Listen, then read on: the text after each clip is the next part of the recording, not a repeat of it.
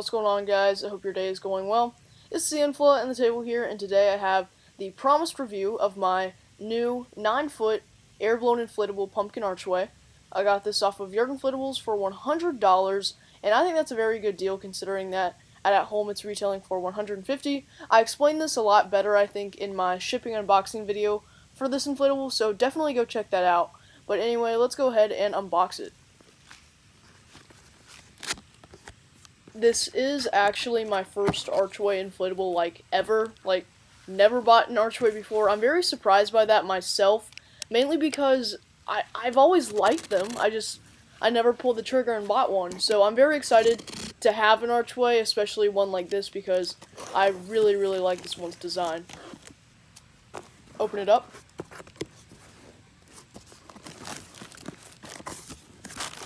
Here's the stakes and tethers.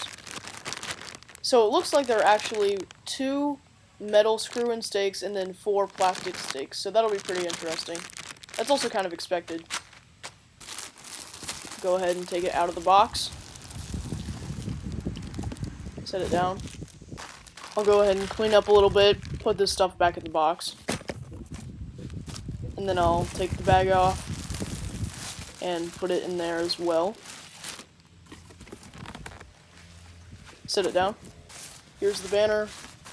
I'll go ahead and spread it out. I'm gonna have to be careful before I actually inflate it to be sure that there's no, or at least nothing that's tangled, because if it gets tangled and if it gets wrapped around and stuff, that will definitely increase the chances of something popping or something ripping, and I really do not want that at all because I'm very happy with this inflatable, or at least so far I'm happy, so should be spread out enough, I would say.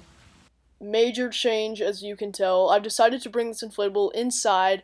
For one, it's very windy at my house right now, and this thing is quite delicate in terms of at least the wind. Of course, it's not windy now, because, that's my luck. But reason number 2 is because inside, there's a lot more stability, just overall stability, because the floor is flat, obviously, so I'll go ahead and plug it in. Now, this clip is time-lapse because it takes forever to inflate. That's actually kind of another reason why I brought it inside, was because when it's inside I have a little bit more, I guess, control over it, if you will. I know that sounds really weird, but at least that's kind of how I feel. So, here it is, all inflated. Looks very good. One thing that I noticed right off the bat is the height difference between the 2 pumpkin stacks. The one on the right obviously has the base fan, so I would estimate it's around 4 inches taller than the one on the left. So the height difference is very, very noticeable. It doesn't look too good. It really needs to be the same.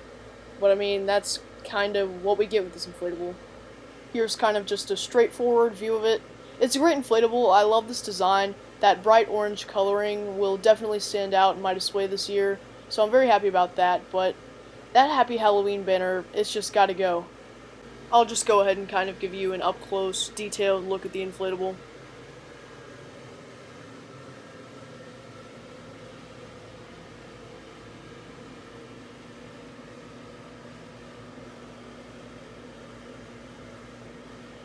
My real complaint with the Happy Halloween banner is the fact that at the top, it's covering some of the pumpkins, and I just don't feel like it looks good. I feel like just a pumpkin archway, that would suffice. I don't feel like Gemmy had to include the Happy Halloween banner, but that's what they did, so, yeah. Because I can't really fit this inflatable for a side view in my house, this is kind of what you get for the side view of it. Looks really good, though. I like it. The only positives I can really give for the Happy Halloween banner is maybe the color and the font. The yellow and the purple do look good with each other, but trust me, that is by no means enough to save it.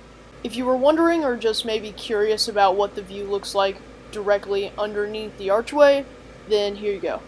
This inflatable has 4 tether loops in total, 1 on the left pumpkin column, 1 on the right pumpkin column, and then 2 on the bottom of the left pumpkin column. Good lord. This thing right here is, surprise, surprise, not a jellyfish.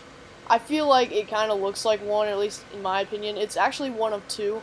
There are 2 beanbags in the bottom of the left pumpkin column. What do you know? So it turns out when I was filming the shots for the 2 beanbags, I discovered that there is a light burned out. So I'm going to have to replace that right after I film this review.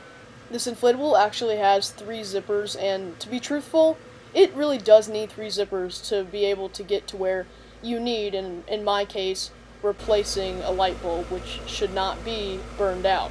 Since I'm kind of too lazy to turn the inflatable completely around, I decided to just lay it down on the floor to give you some sort of a back view. I also think that this shot is just overall more interesting. This pumpkin archway is actually supposed to have 6 working lights, but in my case, because one of mine is burned out and I have to replace it, mine only has 5 at the moment. Here's a look at the stems at the top of the archway. I decided to take advantage of the things that I can actually film when it's laying down and not when it's upright. Well, I hope you guys enjoyed my review of this 9-foot Gemmy Airblown inflatable pumpkin archway. Sold it at home this year, but I got it from Yard Inflatables. If you did, please leave a like. If you are new to the channel, subscribe. And I will see you guys next time. Peace out.